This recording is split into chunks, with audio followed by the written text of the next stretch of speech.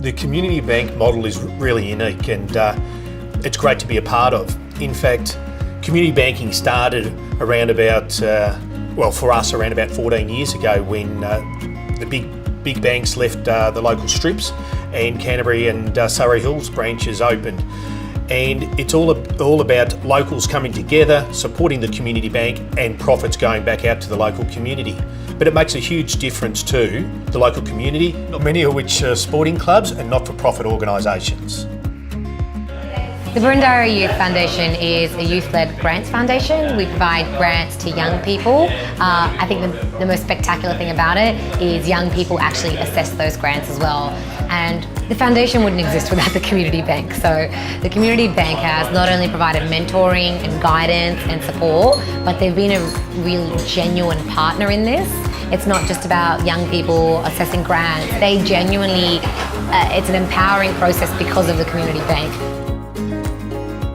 Most recently, the Community Bank has funded us for a vehicle which is used by staff in our outreach programs.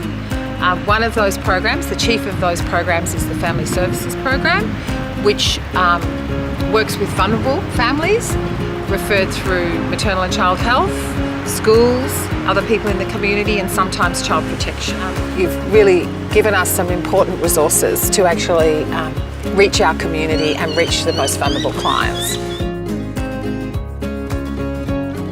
Well, we've just actually ticked over $3 million back to the local community, and that's something that we're really proud of. From things like updating pavilions, sporting pavilions, where you've got hundreds of kids using them, day in, day out. We've got a lot of buses on the road, so there's a lot of, which are fantastic for aged care and so forth. It's not only the community groups that benefit, but it's also the local traders. When I think of our branch in Canterbury, in Mailing Road, no longer do the local traders need to hop in their car and drive off to another shopping strip and actually go and do their banking there, but they can actually do it locally.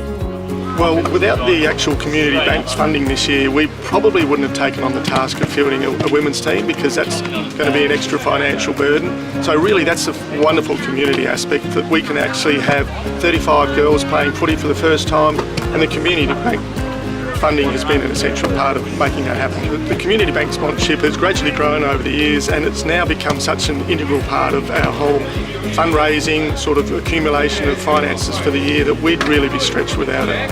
So it's really important that when you do think about your banking, that you think local, you think how the profits from your banking, from your home loans, from your business finance, where that is spent. And with community banking, it is spent local. It's going back to grassroots organisations. It's going back to employing people within the community, so the money stays in one place.